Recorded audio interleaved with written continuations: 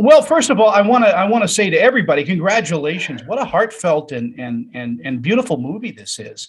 Thank you. Thank you. Joe, I'm going to start with you. I mean, where did you get the idea for it? And I guess, putting this all together must have been like herding cats. Well, I had been thinking about how to tell this story for a long time.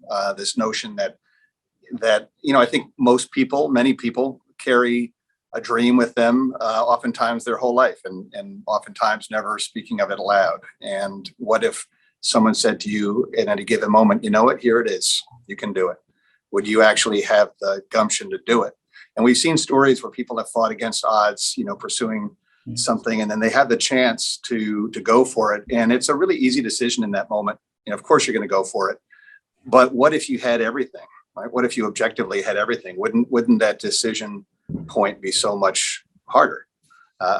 So I was driving out across the Eastern Shore, taking one of my boys on a camping trip. And as I drove through the Eastern Shore, the story just sort of came to me in the beauty of that landscape. And you're right, shooting it during the pandemic was a wild ride, but everybody handled it gracefully, and we got it done. Ben, Cole is a man that has a dream and it's unfulfilled, and the outside world, it looks like he has everything, right? As Joe said, but the soul aches for what we don't have. Mm-hmm. Yeah, no, you said it perfectly. I don't know if I need a response to it because you said it perfectly.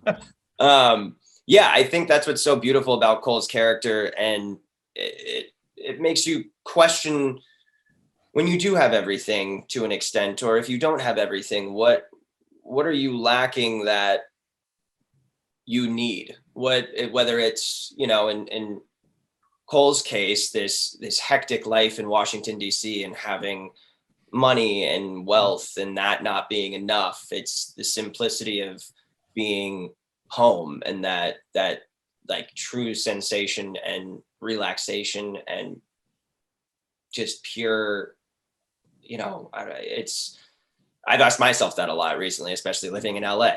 I'm in a very hectic city and I'm, I felt like I connected so much with Cole on that aspect of wanting to find that peace when you feel like you might have it all.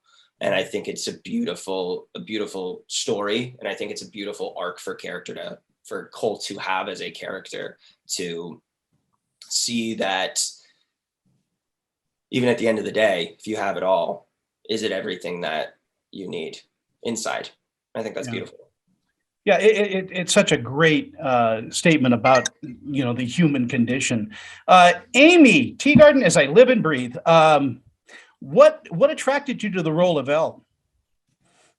I think it was the story overall. It's really a slice of life kind of movie about people, kind of a lot in the same way that like Friday Night Lights was about people, right? There was football, but it's about people, and this story is sort of the same. And in a lot of ways, sort of the complexity of the choices we make and the expectations that we put on ourselves or that we fulfill for other people. And the idea of you can go your entire life making other people happy and doing the things you're supposed to or you think you should be doing, and realize that maybe it wasn't worth it, and where you want to be is where you started. And I think it's a lot about personal growth and about really just taking a closer look at who we are as people and what we really want out of life.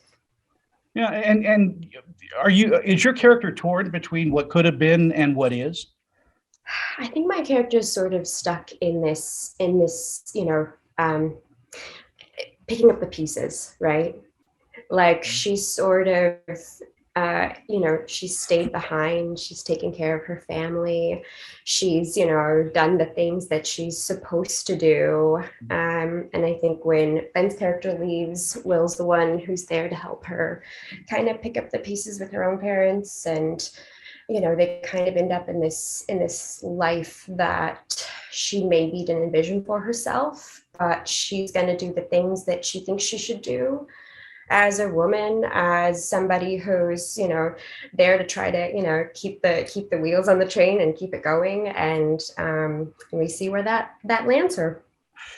Jack Will is such a multi-layered character too. I mean, he's, this role, this type of role doesn't come around that often, does it?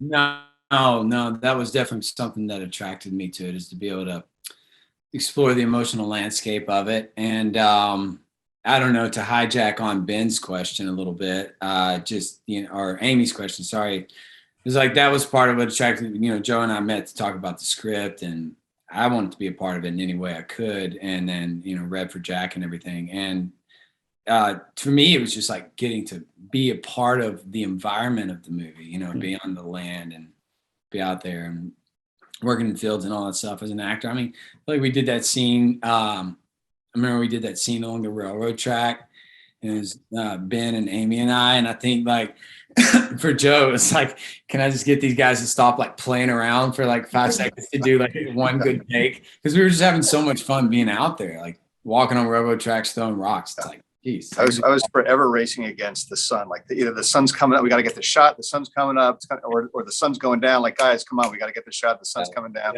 Yeah, and it looked good, man. That drone shot. Oh my god. Yeah, it looks great.